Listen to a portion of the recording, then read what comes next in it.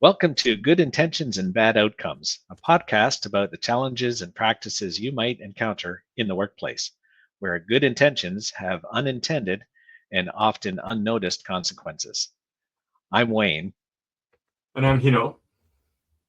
and every time we get together, we want to share one of our own or our listeners' problems that they've seen in the workplace that has been challenging to them in some way. We discuss the what, the why, and we try to come up with alternatives on the spot about what you might do about it. So let's get started today.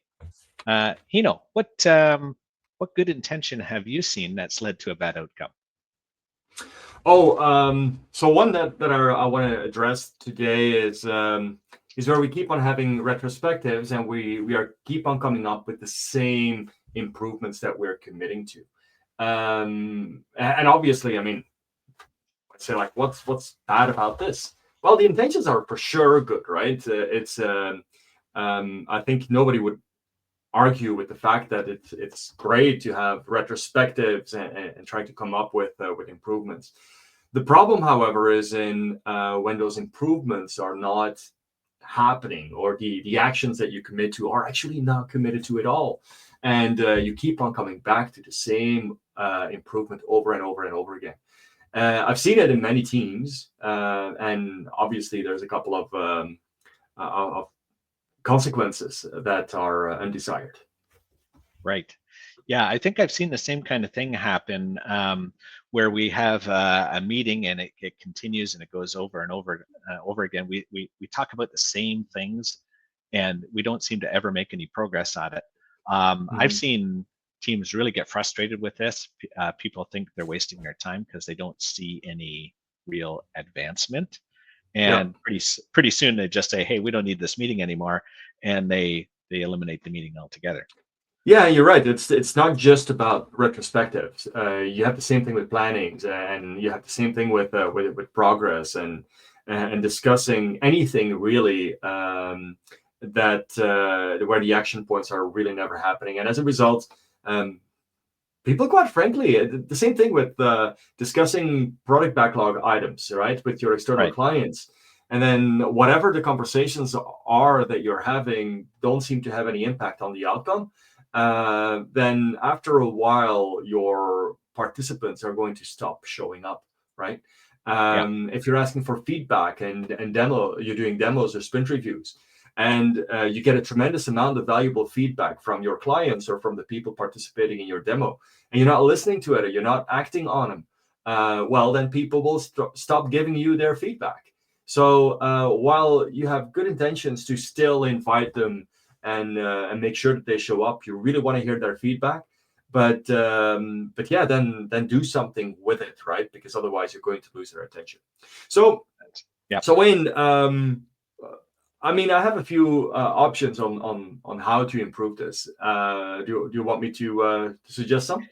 Well, yeah, sure. Are we going to focus then on just the retrospective aspect? I think No, we no, no, could no. talk I about a don't. lot of meetings, but Yeah. you know, Well, have you we'll got? we'll see where we go. We'll see where we get in the next 7 minutes or so. So Okay, sure.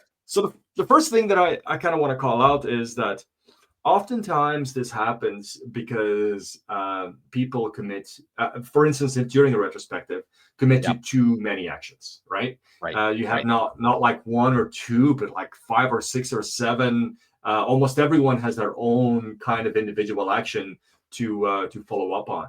And so you're first of all, it depends on the individual. That there's no real team commitment going on there, but also it's Yeah. just if you're having too many things that you can focus on, you really can't focus on any. So that's kind of oftentimes the issue. So my first kind of advice would be, if you see yourself getting into this situation, um, commit to only one. Commit to only one until you make sure that you can do it. I have some other suggestions, but let's start with that one. Okay. I think I can probably say yes and to your suggestion there by adding another thing that I've seen, and maybe this one was on your mind as well, is the team gets to the end of the sprint, they do the retrospective, they've noticed a problem. Say, like for instance, the production server doesn't match the testing server, and we saw a problem there. So it's a problem. We want to fix it. We want to address it. But they take on this huge piece of improvement work, like redoing all of the pre-production testing servers. Well, there's no way you're going to be able to do that. And you get to the next sprint, you're going to have the same problem. And the sprint after that, same problem, same problem, same problem. 6 months later, you're still talking about the same problem. And then everybody That's gives right. up and says, we can't fix it. Right. We can't fix it because it was too big of a thing to do. So suggestion number 2 is when you're in one of these meetings and you're deciding what to do something small, a small chunk that you can actually commit to and get finished. Yeah. And since you started with the yes and, I'll do another yes and. Okay. That was indeed my second suggestion. So, so my Thought third so. suggestion is, yeah, of course, we've Yeah. been working together long enough to know each other. So the third suggestion for me would be, because still when things are small enough, you might still end up in the same situation. That is to try to figure out, okay, hang on, what would it mean if we have completed this action? What would it mean? What would our acceptance criteria be? What would need to be true so that by next week we can say, yes, we followed up on this particular action. We've done something with it. Try to figure that one out and agree on that one. And that makes it a lot clearer, not just what the work is, but also what the outcome is and what you want to see on the other end of it. Right. So, I mean, this whole couple of conversations that we have recently are all about meetings, having effective meetings, opportunities to coordinate, to discuss the work, to understand the work.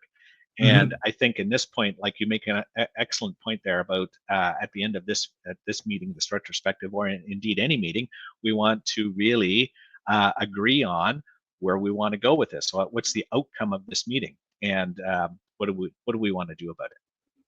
Yeah, exactly. So let's stay away a little bit from retrospectives because we discussed a few options there. But Sure. as you said in the beginning, there's other meetings as well where you can have the same. And I recollect a recent external product backlog planning, if you will, or review, where the team got together with their external stakeholders and basically discussed what they would be working on going forward. And essentially, you can almost see it as trying to do some requirements gathering up front, right? Not too much, but Okay. at least get early feedback from clients like, hey, is that really your biggest issue? What does that mean? How are you normally dealing with this? What if we would provide a solution that looks similar to this? How would that work? And then collect that feedback. And one of the things that I've often seen happen is that for those external stakeholders, it's not clear how that feedback got into or got worked into the final result, if you will. I see. And it's not that it wasn't. It's not that the team hadn't been paying attention and didn't take that feedback into account, but they didn't make it explicit enough, reducing indeed the willingness of external stakeholders to participate in those particular sessions. So one way of doing that is make those things explicit. And you can do the same thing but for a retrospective, by the way, right? If you're doing Right. it, if you're doing a demo afterwards or you're starting your new retrospective, talk about what you've done last time, right? And make it very, very clear that you have actioned this thing. But for the external stakeholders, make it very clear. Go back to them and say, we heard you. We didn't do exactly what you told us, but we solved it this way. Is that also addressing your problem? And then you're making sure that this particular stakeholder feels valued and feels like they contributed to the end result. Right. I love that because now we're not only making the meetings effective for the people inside them, we're making them for the people outside as well. Yeah, Basically, what we're doing is we're making sure that we're not wasting people's time. right. We're respecting their commitments, their opinions, and we're making sure that those meetings are there to be effective. They're there for good reasons. We're not just having meetings for the sake of meetings. They're there for a reason, and we're respecting that reason. We're making sure we're using the meeting for the right purpose and it's got the right outcome. Yep, absolutely. So Um, Any other problems that you've seen with this? Meetings ineffective. We keep doing the same thing over and over again. um, yeah, I mean, there's there's other suggestions for sure. There's things like even stand-ups where you're identifying obstacles and then those obstacles are not addressed. There is things like planning meetings where you agree to focus on certain things as a whole team or among as a whole program with multiple teams. But then by the time that the next iteration comes along, you notice that everyone really went to their own direction, right? All of Yeah. those are examples of similar things where you keep on committing to improvements or certain actions, and then they're not really happening. So Right. it really boils down, just to summarize the whole thing before we close off, it really Yeah. boils down to making those commitments very clear, right?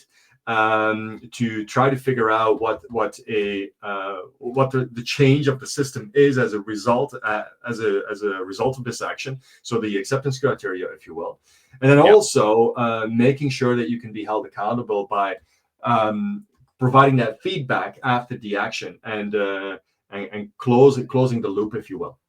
Yeah. Yeah. I really like that. And if you don't mind, I'd like to finish off. There was a really nice quote, I think, that summarized the whole thing. It's for any meeting. This was from Patty McCord, who was the chief talent officer at Netflix for a while, some years Mm-hmm. back. And she said her main job at Netflix was to ask two questions at the end of every meeting.